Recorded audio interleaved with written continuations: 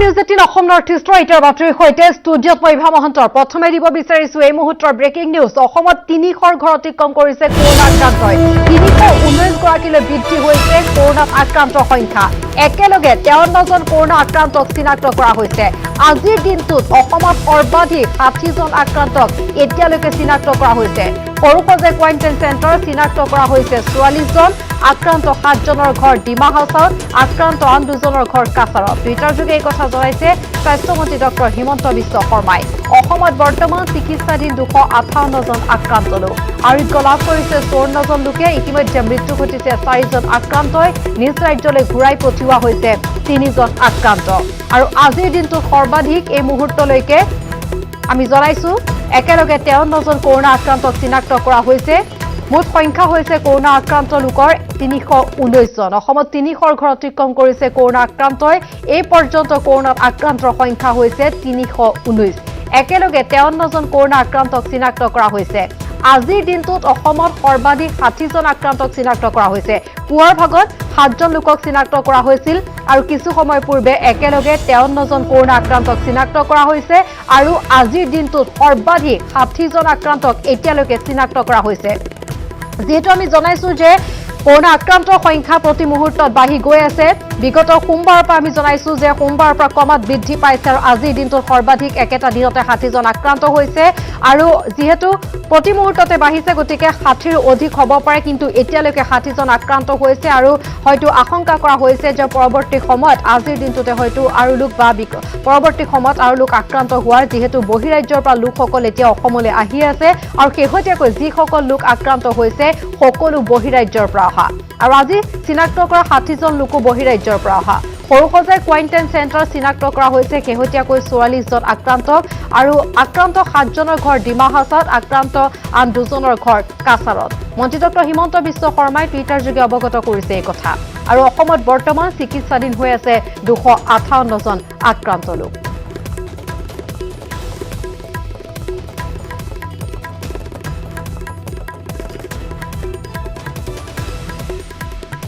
বিগত সপ্তাহটোত ক্ৰমাৎ বৃদ্ধি পাইছে অসমত কৰোনাত আক্ৰান্তৰ সংখ্যাৰ যিসকল লোক আক্ৰান্ত হৈছে বিগত সপ্তাহত সৰহ সংখ্যকে ইতিমধ্যে মন্ত্ৰী হিমন্ত বিশ্ব শৰ্মাই উল্লেখ কৰিছে যে তেওঁলোকৰ 98% হৈছে বহিৰাজ্যৰ পৰা অহা বহিৰাজ্যৰ পৰা আহি যিসকল লোক কোৱাৰেণ্টাইন শিবিৰত আছিল সেইসকল লোক আক্ৰান্ত হৈছে যাৰ পৰিপ্ৰেক্ষিতত যদিও বাহিৰত যিসকল লোক পূৰ্বৰ পৰা যিসকল অসমত আছিল ইয়াত যিহেতু এতিয়ালৈকে গণসংক্ৰমণ হোৱা নাই গতিকে অসমত ইতিমধ্যে থকা লোকসকলক অসমবাসী ৰাইজক অধিক সজাগ সচেতনতাৰে থাকিবলৈ তেওঁ আহ্বান জনাইছে আৰু লগতে আমি উল্লেখ কৰিছো যে কোৱাৰেণ্টাইন চেণ্টাৰত থকা লোকসকল যেহেতু আক্ৰান্ত হৈছে সেই ফালৰ পৰা অসমবাসীৰ বাবে যদিও চিন্তাৰ কাৰণ নাই বা ভয় খাব নালাগে কিন্তু সাৱধানতা অৱলম্বন কৰিব লাগিব আতংকিত হ'ব নালাগে কিন্তু তাৰ অৰ্থ এইটো নহয় যে আমি সাৱধান নহম যিহেতু আক্ৰান্ত লোকৰ সংখ্যা বৃদ্ধি পাই গৈ আছে যদিও সেয়া কোৱাৰেণ্টাইন চেণ্টাৰতে থকা হওক গতিকে পূৰ্বতকৈ অধিক সাৱধানতা অৱলম্বন কৰিব লাগিব যাতে কেৱল বহিৰাজ্যৰ পৰা অহা লোকসকল আক্ৰান্ত হৈছে কোৱাৰেণ্টাইন চেণ্টাৰ থকা লোকসকল আক্ৰান্ত হৈছে যাতে আক্ৰান্ত লোকসকল কেৱল কোৱাৰেণ্টাইন চেণ্টাৰত বা বহিৰাজ্যৰ পৰা অহা তাতে সীমিত থাকে ৰাজ্যৰ অন্যান্য প্ৰান্তৰ লোকসকল যাতে আক্ৰান্ত নহয়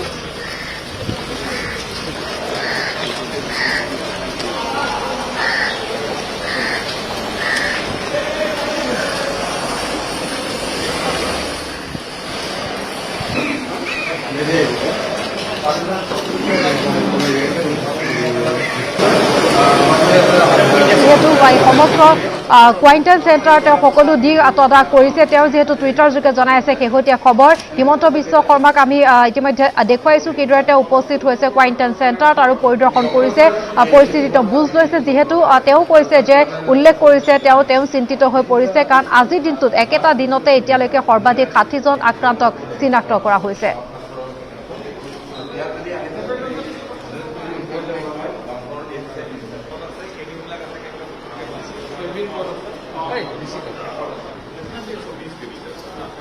एक फ्लोर में 20 मैं बता रहा हूँ सर यहाँ पे इंटेंशन नॉट कम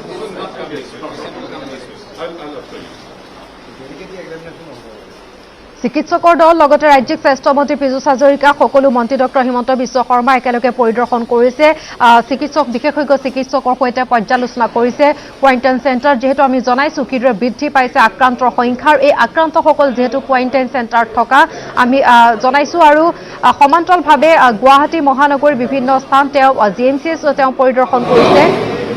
আৰু আমি জনাইছো যে আজি পুৱাৰ ভাগত কিদৰে আক্ৰান্ত এই লোকসকলক যেহেতু সকলোকে এতিয়া তেওঁলোকক ৰাখিবৰ বাবে নতুনকৈ দুটা স্থানৰ কথা আমি উল্লেখ কৰিছোঁ আৰু যেহেতু আক্ৰান্তৰ সংখ্যা বৃদ্ধি হৈ আছে যাৰ পৰিপ্ৰেক্ষিতত এইসকল লোকক সকলোকে এমএনচিএছত ৰখাটো সম্ভৱ নহয় গতিকে অন্যান্য দুটা স্থানো চিনাক্ত কৰা হৈছে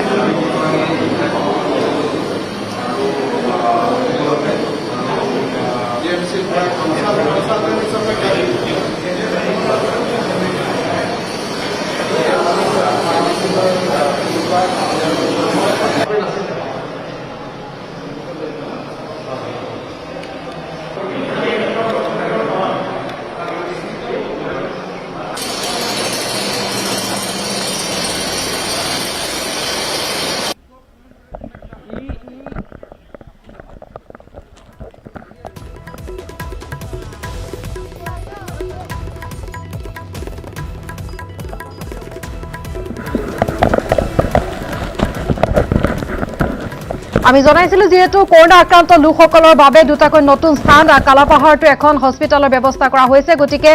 তাত নতুনকৈ আক্ৰান্ত লোকসকলক যেহেতু ৰখা হ'ব মন্ত্ৰী ডক্টৰ হিমন্ত বিশ্ব শৰ্মাই এই সকলো দিক তেওঁ পৰ্যবেক্ষণ কৰিছে লগতে আমি দেখুৱাইছো ৰাজ্যিক স্বাস্থ্য অলপ আগতে এটা খুব প্ৰত্যাহ্বানমূলক বাতৰি আমি লাভ কৰিছোঁ ৰাতিপুৱা বেলা 7জন ব্যক্তি কোভিডত আক্ৰান্ত হৈছিল 6জন হোজাইৰ পৰা এজন ধুবুৰী জিলাৰ পৰা কিন্তু 5 মিনিট আগত মোৰ ওচৰলৈকে অহা সংবাদ মতে 53জন ব্যক্তি অলপ 5 মিনিট আগতে অহা খবৰ মতে কোভিডত ইনফেক্টেড হৈছে তাৰে 44জন ব্যক্তি সৰুসজাই কোৱাৰেণ্টাইন চেণ্টাৰ প্ৰথমবাৰৰ বাবে ডিমা হাছাও জিলাৰ পৰা 7জন আৰু বাকি 2জন কাছাৰ জিলাৰ পৰা অৰ্থাৎ আজিৰ দিনটোত এতিয়া 1:45 বাজিছে এই মুহূৰ্তলৈকে অসমত 60 গৰাকী কোভিড পেচেণ্ট পজিটিভ হিচাপে টেষ্ট হৈছে আৰু এই চিকিৎসালয়খন কেতিয়াৰ পৰা এই 5টা বজাৰ পৰা আজি যি নতুন পেচেণ্ট আহিব তেওঁলোক ইয়াতে আহিব কাৰণ আমাৰ মহেন্দ্ৰ মোহন চৌধুৰী হস্পিটেলত আৰু এটাও জাগা নাই জিএমচিত আমি সিৰিয়াছ পেচেণ্টখিনিৰ কাৰণে জিএমচি ৰাখি থৈছোঁ গতিকে আজি যি 44জন পেচেণ্ট আমি পালোঁ তেওঁলোকৰ এতিয়া স্ক্ৰিনিং হ'ব যিখিনি অলপ সিৰিয়াছ পেচেণ্ট তেওঁলোক জিএমচিত যাব আৰু যিখিনি বৰ্তমান নতুনকৈ অনছেট হৈছে চিম্পটম তেওঁলোক এই চিকিৎসালয়ত আহিব তাৰমানে এতিয়া 5টা বজাৰ পৰা এই চিকিৎসালয়খন পূৰ্ণ গতিত কাম কৰিব আমাৰ doctor nurse cleaner staff technician সকলোৱে ইতিমধ্যে যোগদান কৰিলে কামত আমাৰ গোটেই অফিচাৰখিনি ইয়াত আছে 5টা বজাৰ পৰা এই চিকিৎসালয়খন আমি ফাংচনিং আৰম্ভ ইয়াতে 120 জন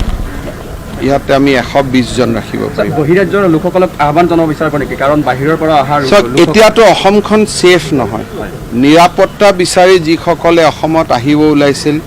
তেওঁলোকে সিদ্ধান্ত সলনি কৰিব লাগে দ্বিতীয়তে গাড়ী আৰু বাছত যাতে কোনো মানুহ নাহে কাৰণ গাড়ী আৰু বাছত ট্ৰাকত আহে মানুহ সোশ্যাল ডিষ্টেন্সিং মেইনটেইন নকৰে বিশেষকৈ হোজাইৰ পৰা অহা কেছকেইটা এনালাইচিছ কৰি আমি এইটোৱে পাইছোঁ যে মেক্সিমাম ৰাস্তাত হৈছে ইজনৰ ওপৰত সিজনে জাপ মাৰি উঠি অহাৰ কাৰণে মেক্সিমাম ৰাস্তাত হৈছে গতিকে মই ভাবোঁ যে যিবিলাক চৰকাৰৰ মাজেদি এই ট্ৰাকবিলাক আহি আছে আজি আমি সেই চৰকাৰবিলাকলৈকেও লিখিম যে যদি সোশ্যাল ডিষ্টেন্সিং মেইনটেইন নকৰে তেওঁলোকক আপোনালোকে আহিব কিয় অনুমতি দি আছে আজি কোটাৰ পৰা আমি ষ্টুডেণ্ট আনিলোঁ এজনৰো হোৱা নাই ৰাজস্থানৰ পৰা আমি আনিলোঁ এজনৰো হোৱা নাই গুজৰাটৰ পৰা বহু ষ্টুডেণ্ট আমি আনিলোঁ এজনো হোৱা নাই যিখিনিক সোশ্যাল ডিষ্টেন্স মেইনটেইন কৰে আমি আনিছোঁ তাৰ এজনো হোৱা নাই আনকি কেঞ্চাৰ পেচেণ্ট আনোতেও মাত্ৰ 7জনৰ হৈছে যাৰ সকলোৰে হ'ব লাগিছিল অসম ভৱনত অলৰেডি কেঞ্চাৰ পেচেণ্ট হৈছে কিন্তু আমি এটা নিয়মত অনাৰ কাৰণে কাৰো হোৱা নাই কিন্তু নিজে নিজে যিসকলে ট্ৰাকত উঠি আহিছে, বাছত উঠি আহিছে, মানুহৰ ওপৰত মানুহ পাণ জাপি লৈ আহিছে, তেওঁলোকৰ কাৰণে আজি এই অভাৱনীয় পৰিৱেশ এটাৰ সৃষ্টি হৈছে। আমি ৰাজ্য চৰকাৰৰ পৰা এতিয়া চিঠি লিখিম ৰাস্তাত পৰা ৰাজ্যবিলাকত যে অৰিজিনেটিং ষ্টেটে অনুমতি দিব নালাগে। এতিয়া বহুতে কয় বৰ্ডাৰত ৰাখি দিয়ক। বৰ্ডাৰত ৰাখি দিলেতো বেংগলে নাৰাখে আৰু বৰ্ডাৰ এটা সময়ত হাজাৰ হাজাৰ মানুহ হৈ যাব, সেইটোতো কোনো সলিউশ্যন নহয়। এবাৰ যদি অসমৰ দুৱাৰমুখত আহি উপস্থিত হ'ল, তাৰপিছত বতাহ পৰিব, পানী পৰিব, আপুনি কাকোতো ৰাখি থ'ব নোৱাৰে। আৰু 10,000 মানুহ যদি একেলগে গোট খাই যায়, 10,000 ক'ভিড হৈ যাব। গতিকে অৰিজিনেটিং ষ্টেটৰ পৰাই যাতে তেওঁলোক আহিব নোৱাৰে তেনেকৈ, তাৰ বিষয়ে লক্ষ্য কৰাটো খুব প্ৰয়োজনীয় হৈ পৰিছে। মুম্বাই আৰু চেন্নাইৰ পৰা অহা লোকসকলৰ ক্ষেত্ৰত বেছিকৈ অবভিয়াছলি, কাৰণ এতিয়া দিল্লীৰ পৰাতো ইমান যিখিনি আহিছে ষ্টুডেণ্ট আহিছে, তেওঁলোকৰতো হোৱা নাই। কিন্তু মুম্বাই আৰু দিল্লীৰ পৰা, চেন্নাইৰ পৰা এতিয়ালৈকে বেছি ক্ৰাউড আহিছে। আপুনি অলপ পিছুৱাই যাওক। মুম্বাই আৰু চেন্নাইৰ পৰা এতিয়ালৈকে বেছি ক্ৰাউড আহিছে। গতিকে তাৰ পৰা হোৱাটো স্বাভাৱিক। যেতিয়া অহা কালি পৰহি দিল্লীৰ পৰা বিমান খুলিব, তেতিয়া বাকী চিটিবিলাকৰ ওপৰত আমি এটা ধাৰণা ল'ব পাৰিম। কামৰূপ আৰু হোজাই এতিয়া হটবেডলৈ পৰিছে। কামৰূপ, হোজাই, তেজপুৰ, কাছাৰ চবৰ পৰা আহি আছে। আনকি আজি ডিমা হাছাওতো 7টা কেছ ওলাইছে। গতিকে কোনো, আৰু গুৱাহাটীৰ ঘটনাবিলাক গুৱাহাটীৰ নহয়, এইটো সৰু সজাইত পোৱা মানে গোটেই অসমৰ। গতিকে জিলাভিত্তিক ভাগ কৰিলে আমি দেখা পাওঁ আটাইতকৈ কেছ হোজাইৰ পৰা আহি আছে। এই যিকেইখন চিকিৎসালয় আছে এতিয়া, এইকেইখন ভৰ্তি হোৱাৰ পাছত আৰু বিকল্প বেয়া কথা চিন্তা নকৰোঁ। এতিয়া যি হ'ব আমি কৰি গৈ আছোঁ। আপোনালোকেতো দেখা পাই আছে, এখন নোহোৱা হ'লে এটা ৰাস্তা ওলাইছে, এটা বন্ধ হ'লে আৰু এটা ৰাস্তা ওলাব। ৰাস্তা উলিয়াই থাকিম, আপোনালোকে খবৰ পাই থাকিব। যিসমূহ হোটেল আছে, যিসমূহ হোটেলৰ পৰা কৰোণা পোহৰলৈ আহিছে পজিটিভ হয়, এইবোৰ হোটেলৰ যিবোৰ কৰ্মচাৰী আছে তেওঁলোকে মুকলিকৈ ঘূৰি ফুৰক, তাততো একো আপত্তি নাই। এটা ৰুমৰ পৰাহে হৈছে। আপুনি যদি তাক সেইবিলাকো বন্ধ কৰাব খোজে, আমি কেনেকৈ চলাম? কিয় টেষ্ট কৰাব লাগে? তেওঁলোকৰতো ৰুমৰ ভিতৰত পজিটিভ হৈছে, ৰুমৰ পৰা লৈ আহিছোঁ। এতিয়া মেডিকেল কলেজৰ পৰা পজিটিভ কেছ ওলাল বুলি মেডিকেলৰ মানুহবিলাক ঘৰত ঘূৰি নাযাব নেকি? এনেকুৱা কথা নক'ব। তেতিয়া চব হোটেলৱালা ঘৰত পলাই যাব আৰু গুৱাহাটী ৰাস্তাত বহি থাকিব, প্ৰাগ টিভিৰ সন্মুখতে আহি মানুহ শুই থাকিব। তেতিয়া ক'ত যাব? গতিকে আপোনালোকে এনেকুৱা কথাবিলাক, এই প্ৰশ্নবিলাক নুলিয়াব। বুজি পালে? ঠিক আছে।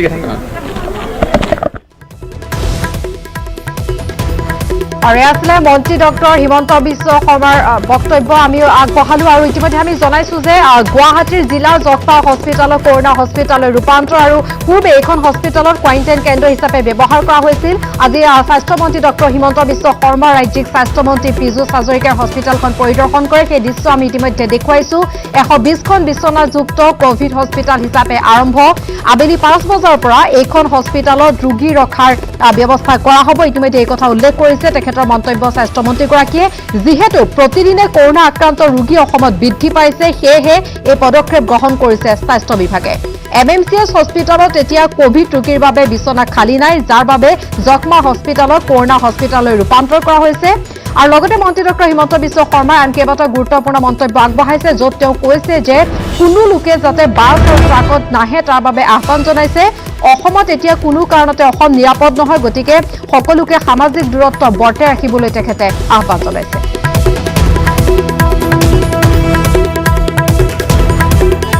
আৰু শেহতীয়া আৰু অধিক খবৰ সৈতে আমাৰ সাংবাদিক যিহেতু গুঞ্জন কলিতা পোনপটীয়া সম্প্ৰচাৰত সাজু হৈ আছে। গুঞ্জন, কি তথ্য আছে আপোনাৰ হাতত? আৰু মই যিখন চিকিৎসালয়ৰ প্ৰসংগ ইতিমধ্যে স্বাস্থ্যমন্ত্ৰীয়ে উত্থাপন কৰি গ'ল, এয়াই হৈছে সেই চিকিৎসালয়খন, জিলা যক্ষ্মা কেন্দ্ৰ। আৰু এইখন আজি বিয়লি 5 বজাৰ পৰা ইয়াত যিসকল কোভিড আক্ৰান্ত ৰোগী, যিসকল অতি চিৰিয়াছ নহয় তেওঁলোককহে ইয়াত অনা হ'ব। যিসকল অতি চিৰিয়াছ ৰোগী তেওঁলোকক GMCHলৈকে লৈ যোৱা হ'ব। আৰু মন্ত্ৰীয়ে ঘোষণা কৰিলে ঠিকেই, কিন্তু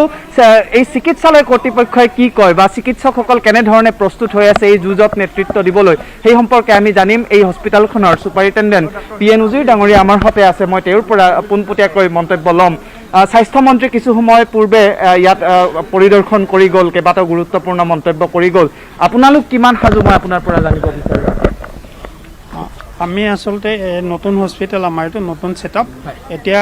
আগতে যদিও TB হস্পিটেলৰ কাৰণে এইটো বনোৱা আছিল, চ' এতিয়া দেশৰ পৰিস্থিতি যিহেতু এনেকুৱা হৈছে কৰোণা ভাইৰাছৰ কাৰণে, চ' আমাৰ স্বাস্থ্য বিভাগে ইমিডিয়েটলি এইটো কৰোণা হস্পিটেললৈ, কোভিড হস্পিটেললৈ ট্ৰেন্সফৰ্ম কৰাৰ কাৰণে লাগিছে। চ' এতিয়া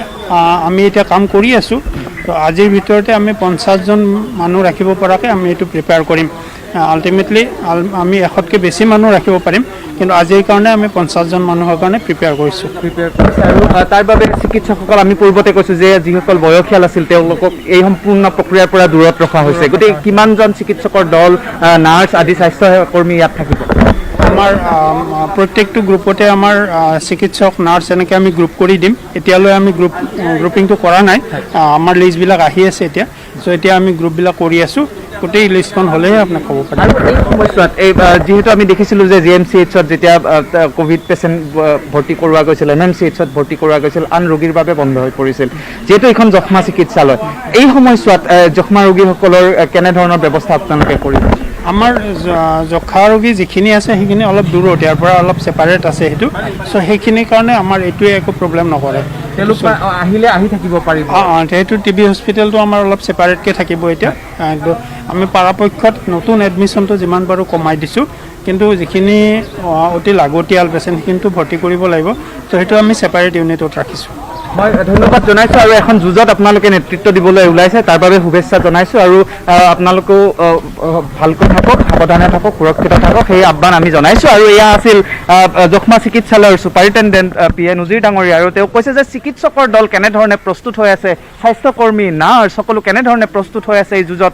নেতৃত্ব দিবলৈ আৰু মই কৈছোঁৱেই যে আজি 5 বজাৰ পৰা ইয়াত ৰোগীসকল অহা আৰম্ভ কৰিব আৰু 50গৰাকী ৰোগী আজিৰ ভিতৰত আহিব বুলি তেওঁ ইতিমধ্যে কৈছে গতিকে এতিয়াও কিছু কাম কৰিবলৈ বাকী আছে কিছু ইয়াৰ অংশ এতিয়াও হ'বলৈ বাকী আছে সেইখিনি হোৱাৰ পিছত আৰু যিহেতু 120ৰ সংখ্যা ইতিমধ্যে কৈছে মন্ত্ৰীগৰাকীয়ে গতিকে 120গৰাকী ৰোগী ইয়াত ক'ভিড আক্ৰান্ত ৰোগী ইয়াত চিকিৎসা কৰিব পাৰিব ইভা গুঞ্জন এই মুহূৰ্তে আপোনাক ধন্যবাদ জনাইছোঁ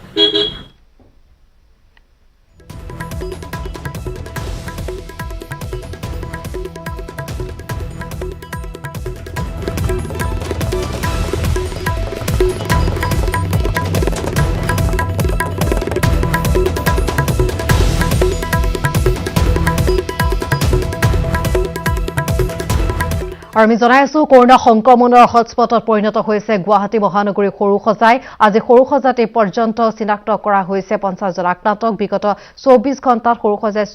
74জন আক্ৰান্ত চিনাক্ত হৈছে শুকুৰবাৰে সৰুসজাই 26জন আক্ৰান্ত সৰুসজাইত চিনাক্ত কৰা হয় সৰুসজাই কোৱাৰেণ্টাইন চেণ্টাৰত আছে প্ৰায় 4700জন লোক ৰাজ্যৰ ভিতৰতে কামৰূপ মহানগৰ জিলাত সৰ্বাধিক 160 জনলৈ বৃদ্ধি কৰোনা আক্ৰান্তৰ সংখ্যা অৱশ্যে আক্ৰান্ত সকলো লোক বহিৰাজ্যৰ পৰা অহা অসমত এতিয়াও যিহেতু কৰোনাৰ গণসংক্ৰমণ আৰম্ভ হোৱা নাই গতিকে আতংকিত হোৱাৰ পৰিৱৰ্তে অধিক সজাগ আৰু সচেতন হোৱাৰহে প্ৰয়োজন অসমবাসীৰ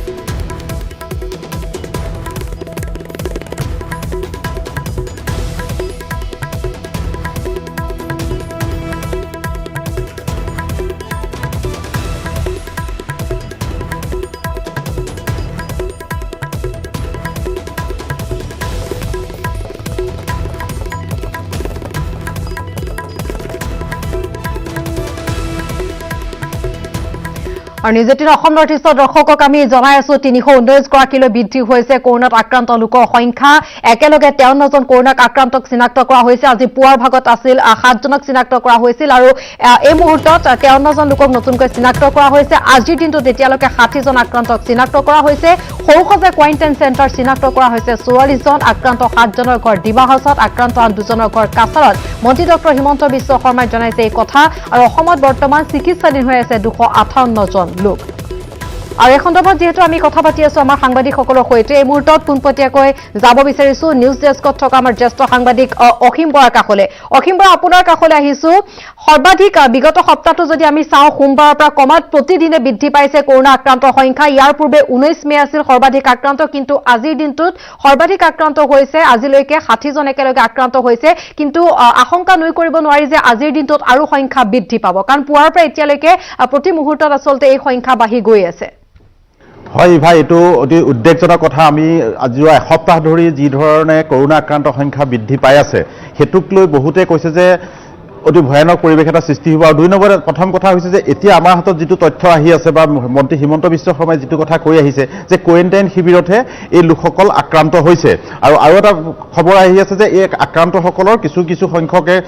চিকিৎসা গ্ৰহণ কৰি নিজৰ ঘৰলৈ যাব লগা পৰিৱেশ এটা হৈছে বা তেনেকুৱা এটা ভাল খবৰো আহিছে কিন্তু কথাটো হৈছে যদিও আমি কৈ আছোঁ যে আতংকিত হ'ব নালাগে সচেতনহে হ'ব লাগে কিন্তু আতংকিত নোহোৱাৰ সময় নহয় এতিয়া আচলতে অসমৰ মানুহ আতংকিত হ'বই কাৰণ যেতিয়া সমগ্ৰ ভাৰতত হৈছিল অসমত হোৱা নাছিল তেতিয়াই অসমৰ মানুহ আতংকিত হৈছিল গতিকে এতিয়া আতংকিত নোহোৱাৰ কোনো কাৰণ নাই কাৰণ আতংকিত হোৱাৰ কাৰণ এইটো কাৰণে হৈ পৰিছে যদি এদিনত 60জন 70জনকে লোক আক্ৰান্ত হয় তেনেহ'লে অসমৰ মানুহ আতংকিত হোৱাটোৱে স্বাভাৱিক এতিয়া প্ৰশ্ন হৈছে যে বাহিৰৰ পৰা অহা লোকসকল আহি থাকিবলৈ দিয়া হ'বনে নহয় এই বিষয়টো আজিৰ তাৰিখত অতি গুৰুত্বপূৰ্ণ হৈ পৰিছে কাৰণ মন্ত্ৰী হিমন্ত বিশ্ব শৰ্মাই ঘোষণা কৰিছে যে আৰু 12 লাখ লোক অসমলৈ আহিবলৈ সাজু হৈ আছে তাৰমানে সাজু হৈ আছে মানে তেওঁলোকে টিকট কৰিছে তেওঁলোকে ক'ৰবাত ৰৈ আছে বা ৰেল চলাচল কৰিবলৈ অপেক্ষা কৰি আছে গতিকে ৰেল চলাচল কৰাৰ লগে লগে এই লোকসকল আহিব এতিয়া আমাৰ অসমৰ সন্মুখত এটা ডাঙৰ প্ৰত্যাহ্বান হ'ব যে কোৱাৰেণ্টাইন শিবিৰত এই 12 লাখৰ যদি 12 লাখৰ 6 লাখো কাইলৈ সোমাইহি যে ক'ত ৰাখিব তেওঁলোকক কিমান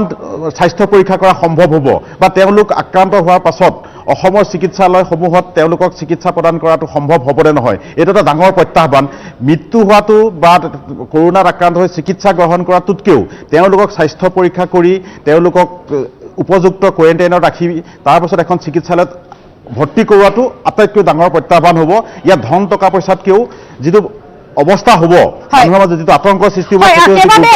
আমি যদি চাওঁ কিছু সময় পূৰ্বে মন্ত্ৰী ডক্টৰ হিমন্ত বিশ্ব শৰ্মাই আমাৰ পোনপটীয়া সম্প্ৰচাৰতে তেখেতে কৈছিল যে তেওঁ আহ্বান জনাইছিল যে পূৰ্বে অসম সুৰক্ষিতভাৱে বাহিৰৰ পৰা লোকসকল আহি আছে কিন্তু এতিয়া অসম কোনো কাৰণতে সুৰক্ষিত নহয় গতিকে বাহিৰত থকা লোকসকলক তেওঁ কৈছে যে অনুৰোধ জনাইছো আপোনালোকে য'তে আছে তাতে থাকক আৰু সমান্তৰালভাৱে বাহিৰত থকা লোকসকলৰ বাবে তেওঁ পুঁজি মুকলিৰ কথাও যিহেতু কৈছে আৰু তেওঁ আচলতে শেহতীয়াকৈ ক'বলৈ বাধ্য হৈছে যে আপোনালোক অসমলৈ আহিব নালাগে নহয় এইটো এতিয়া এটা চৰকাৰে এটা সিদ্ধান্ত ল'ব লাগিব আৰু সেইটো আমাৰ ফালৰ পৰা আমি অনুৰোধ জনাইছোঁ বা দাবীও কৰিব পাৰোঁ যে যিসকল লোক অসমলৈ আহিবলৈ ওলাই আছে তেওঁলোকক আজি যিটো পইচা দিছে তাতকৈ লাগিলে আৰু পইচা দিয়াৰ ব্যৱস্থা কৰক আৰু অধিক পইচা দিয়ক কাৰণ সেই খৰচটো অসমৰ কোৱাৰেণ্টাইন চেণ্টাৰত খৰচ হ'ব তেওঁলোকৰ খাদ্য পাতিৰ বাবে খৰচ হ'ব বা তেওঁলোকক নতুন নতুন কোৱাৰেণ্টাইন চেণ্টাৰ স্থাপন কৰাৰ নামত চৰকাৰে পুঁজি ব্যয় কৰিবই লাগিব মই ভাবোঁ যে সেই পুঁজিটো আৰু অধিক কৰি যিসকল লোক বাহিৰত আজি আবদ্ধ হৈ আছে দিল্লী হওক কলিকতা হওক বা উৰিষ্যাত হওক তেওঁলোকক দিয়ক তেওঁলোক ক'ত ক'ত আছে সেইমতে চৰকাৰবিলাকৰ লগত যোগাযোগ কৰি আজি যদি বিহাৰত কোনোবা আছে বা উত্তৰ প্ৰদেশত কোনোবা আছে তেওঁলোকৰ লগত সেইখন চৰকাৰৰ লগত যোগাযোগ কৰি এটা ব্যৱস্থা সৃষ্টি কৰিব লাগে যাতে অসমত যদি আজি দিল্লীত আৰু যদি 600 ল'ৰা ছোৱালী সোমাই আছে যে তেওঁলোকৰ নাম ঠিকনা যিহেতু চৰকাৰে পাইছেই বা মিছ কল যোগেৰে সেইখিনি সংগ্ৰহ কৰিছেই গতিকে তেওঁলোকৰ লগত চৰকাৰৰ লগত যোগাযোগ কৰি ক'ব লাগে যে আমাৰ এই মানুহখিনিক আৰু এমাহৰ কাৰণে আপোনালোকে ৰখাৰ ব্যৱস্থা কৰক যাতে তেওঁলোক হাৰাশাস্তি নহয় প্ৰয়োজন হ'লে আৰু 5,000 টকাকৈ বঢ়াই দিয়ক কাৰণ তেওঁলোক অহা যোৱাৰ নামত যিটো খৰচ হ'ব আৰু তেওঁলোকৰ ইয়াত 14 দিন কোৱাৰেণ্টাইনত ৰাখিলে তাতকৈ বেছি খৰচ হ'ব গতিকে চৰকাৰে এটা নিৰ্দিষ্ট সিদ্ধান্ত লোৱা উচিত যে এতিয়া কোৱাৰেণ্টাইনত থকা মানুহখিনি ঘৰ গৈ নোপোৱালৈকে বা চিকিৎসালয়ৰ বেড খালী নোহোৱালৈকে বা চিকিৎসালয়ৰ পৰা অধিকাংশ কৰোনা ৰোগী ৰিলিজ হৈ নোযোৱালৈকে আমি ভাবোঁ যে বাহিৰৰ পৰা অহা মানুহ সাময়িকভাৱে স্থগিত ৰাখিব লাগে আৰু সেইসকল ল'ৰা ছোৱালী যাতে বিপদত নপৰে তেওঁলোকক অধিক একাউণ্টত অধিক পইচা দিয়াৰ ব্যৱস্থা কৰক যিটো পইচা তেওঁলোকক কোৱাৰেণ্টাইনত খৰচ কৰিবলৈ চৰকাৰ সাজু হৈ আছে গতিকে মই ভাবোঁ এনেকুৱা এটা ব্যৱস্থা কৰিলে মন্ত্ৰীগৰাকীয়ে আন এক মন্তব্য কৰিছে তেওঁ কৈছে যে এই প্ৰসংগত তেওঁ অন্যান্য অসমলৈ অহাৰ পূৰ্বে বাটত যিসমূহ স্থান পায় বা যিসমূহ ৰাজ্য হৈ আহিব লাগে সেই ৰাজ্যৰ প্ৰশাসনৰ সৈতে কথা পতাৰ কথা কৈছে যাতে তেওঁ এটা কথা উল্লেখ কৰিছে যে চৰকাৰীভাৱে যিসকল লোকক অনা হৈছে সেইসকল লোকৰ এতিয়ালৈকে কোনো আক্ৰান্ত হোৱা নাই কাৰণ সামাজিক দূৰত্ব মানি নীতি নিয়মৰ মানে তেওঁলোকক অসমলৈ অনা হৈছে কিন্তু যিসকল লোক নিজে আহিছে তেওঁলোকে আক্ৰান্ত হৈছে তেওঁ কৈছে যে যিসকল লোক নিজে আহিছে কোনো সামাজিক দূৰত্ব নাই বা তেওঁলোকে একেলগে ট্ৰাকত উঠি একেলগে বাছত উঠি বা ব্যক্তিগত বাহন লৈ আহিছে আৰু কেইবাটাও কথা কৈছে যে অহাৰ সময়ছোৱাত যিহেতু কেইটামান টিকটক ভিডিঅ' বা কেইটামান ভিডিঅ' যিহেতু ভাইৰেল হৈছে এইসকল লোকৰ গতিকে সেইসমূহ প্ৰসংগও তেওঁ উল্লেখ কৰিছে আৰু সকলোকে অনুৰোধ জনাইছে যাতে তেনেদৰে কোনো লোক নাহে আৰু অন্যান্য ৰাজ্যৰ প্ৰশাসনৰ সৈতে কথা পতাৰ কথাও কিন্তু কিছু সময় পূৰ্বে তেওঁ মন্তব্যত উল্লেখ কৰিছে হয় এইটো কথা অতি গুৰুত্বপূৰ্ণ কথা যিহেতু লকডাউন শিথিল হৈ গ'ল বা গোটেই গাড়ী চলাচল আৰম্ভ হ'ল হাজাৰ হাজাৰ গাড়ী চলিছে ৰেল চলিছে এতিয়া শেহতীয়াকৈ বিমান চলাচল আৰম্ভ কৰিব গতিকে সামাজিক দূৰত্ব ব্যৱধানটো আজি দিল্লীৰ পৰা যেতিয়া এখন বাছত মানুহ আহি থাকিব ট্ৰেইনত আহি থাকিব তাত সামাজিক দূৰত্বটো কিমান নিয়ন্ত্ৰণ কৰিব পাৰিব বা কিমান বজাই ৰাখিব পাৰে এইটো সন্দেহৰ বিষয় কাৰণ তাত কোনো মনিটৰ কোনেও নকৰে গতিকে তেওঁলোকে ৰেলখনত আহোঁতেই বা বাছখনত আহোঁতেই তেওঁলোকে কৰোনা ইজনৰ পৰা সিজনলৈ বিয়পাব গতিকে এই মুহূৰ্তত অসমত যিহেতু বৃদ্ধি পাইছে গতিকে অসমলৈ অহা মানুহ বন্ধ কৰিবই লাগিব, সেইটো প্ৰথম চৰ্ত হ'বই লাগিব। যদি অসমৰ মানুহে ভাবি লয় যে কৰোণা আক্ৰান্ত বাঢ়ি গৈছে, আমাৰ গাঁওখনত হোৱা নাই, আমাৰ ইয়াত হোৱা নাইকিয়া, গতিকে আৰু যিহেতু মৃত্যু বেছি হোৱা নাই, গতিকে সেইটো আমাৰ ইমান উদ্বিগ্ন হ'ব লগা কথা নাই, তেনেহ'লে ভুল কৰা হ'ব। কাৰণ আজি সৰুসজাই কেম্পত ওলাইছে, কুকুৰাঝাৰ কেম্পত ওলাইছে, কাইলৈ তাৰে মানুহ সৰকি গৈ কোনোবা গাঁৱে ভূঞে বিয়পাই দিব, যিটো গণসংক্ৰমণৰ পূৰা সম্পূৰ্ণ সম্ভাৱনা আছে। গতিকে সেই সম্ভাৱনা নহওঁতেই আজিলৈকে হয়তো আকৌ এটা মানুহে আশ্বস্ত হৈছে যে কোৱাৰেণ্টাইন শিবিৰতে হৈছে, আমাৰ ইয়াত হোৱা নাই। সেই কথাটো নহওঁতেই বাহিৰৰ পৰা অহা মানুহ সাময়িকভাৱে স্থগিত ৰাখক, আৰু তেওঁলোকৰ যদি কিবা অসুবিধা হৈছে তেওঁলোকলৈ পইচা প্ৰেৰণ কৰাৰ ব্যৱস্থা কৰক, সংশ্লিষ্ট চৰকাৰখনৰ লগত যোগাযোগ কৰক, তেতিয়া হয়তো কিছু পৰিমাণে ৰোধ হ'ব। আৰু মই আগতে কৈছোঁ যে ইয়াত থকা কোৱাৰেণ্টাইন শিবিৰবিলাক এতিয়া খালী কৰাৰ প্ৰথম ব্যৱস্থা কৰক। আজি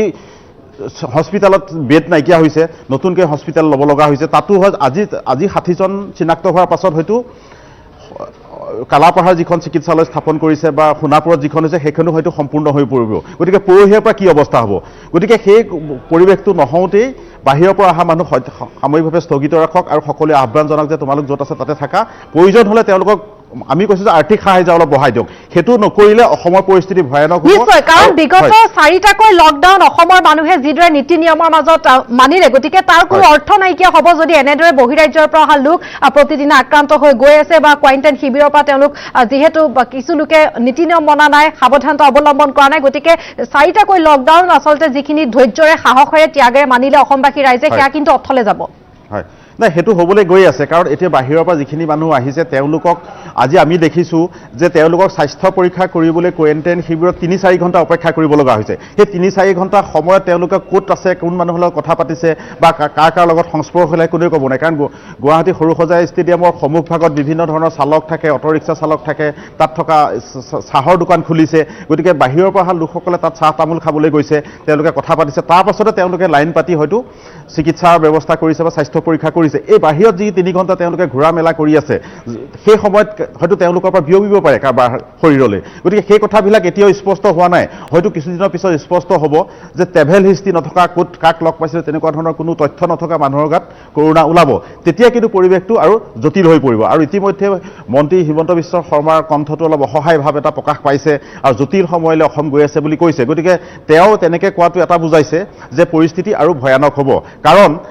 12 লাখ লোক বোলে, এইটো যদি তথ্য আহিলহেঁতেন যে এতিয়া কোৱাৰেণ্টাইনত যিখিনি মানুহ আছে সেইখিনি গুচি গ'লে অসমৰ ইমান চিন্তা কৰিব লগা নাই, কাৰণ বাহিৰৰ পৰা আহিব লগা মানুহ আৰু আমাৰ হাতত নাই, সেই তথ্যটো নাই। বৰং যিমান মানুহ আহিছে তাতকৈ 3-4 গুণ মানুহ এতিয়াও আহিবলৈ সাজু হৈ আছে বুলি কৈছে তেওঁ। সাজু নোহোৱাখিনিতো আছেই, সাজু হৈ থকা বুলি কৈছে। গতিকে সাজু হৈ থকা মানুহখিনিৰ যদি 30%ও যদি এই বীজাণুটো কঢ়িয়াই আনে, তেনেহ'লে অসমত কোৱাৰেণ্টাইন শিবিৰ এইটো তছনছ হৈ যাব, চিকিৎসালয়ত এটা হাহাকাৰ পৰিৱেশ সৃষ্টি হ'ব। গতিকে সেই হাহাকাৰ পৰিৱেশ সৃষ্টি নহওঁতেই চৰকাৰ কঠোৰ হ'ব লাগিব, আৰু বাহিৰত থকা লোকসকলক বাহিৰত ৰখাৰ ব্যৱস্থা কৰিব লাগিব। তাৰ কাৰণে আমি আমাৰ ফালৰ পৰা পৰিয়ালৰ লোকসকলক সহায় কৰিব লাগিব, নহ'লে ইভা পৰিৱেশ কিন্তু আমাৰ বেয়া ফাললৈ গুচি যাব। তেতিয়া আৰু মন্ত্ৰীক ঠিকে উল্লেখ কৰিছে যে মন্ত্ৰীগৰাকীৰ কণ্ঠত সেই অসহায়তা দেখা পোৱা গৈছে। অসীম বৰা, এই মুহূৰ্তত আপোনাক ধন্যবাদ জনাইছো। গতিকে সেই ভয়াৱহ পৰিস্থিতি হোৱাৰ আগতে আচলতে ব্যৱস্থা গ্ৰহণ কৰাটো জৰুৰী, আৰু নিউজ 18 অসম নৰ্থ ইষ্টৰ ফালৰ পৰা আমি এই আহ্বান জনাইছো। পৰিস্থিতি সাপেক্ষে চৰকাৰ আৰু অধিক কঠোৰ হওক, নহ'লে বিগত 4টা লকডাউন অসমবাসী ৰাইজে যিমান ত্যাগ কষ্ট আৰু তেওঁলোকে সংযমে মানি আছে, সকলো কিন্তু অথলে যাব যদিহে এনেদৰে বাহিৰৰ পৰা লোকসকল আহি থাকে বা তেওঁলোক আক্ৰান্ত হয়। অসমত পৰৱৰ্তী সময়ত এক ভয়াৱহ ভৱিষ্যতৰ যিহেতু ইংগিত প্ৰদান কৰিছে বিগত এটা সপ্তাহৰ পৰিঘটনাই। গতিকে আমাৰ ফালৰ পৰা আহ্বান জনাইছো, কঠোৰ হওক বহিৰাজ্যৰ পৰা অহা লোকসকলৰ ক্ষেত্ৰত, আৰু তেওঁলোকে অন্য বিকল্পৰ কথা চিন্তা কৰক। যিহেতু ইতিমধ্যে মন্ত্ৰীগৰাকীয়ে উল্লেখ কৰিছে ডক্টৰ হিমন্ত বিশ্ব শৰ্মাই, গতিকে তেওঁ কোৱা ধৰণে অতি সোনকালে কাৰ্যকৰী কৰক এইসমূহ ব্যৱস্থা।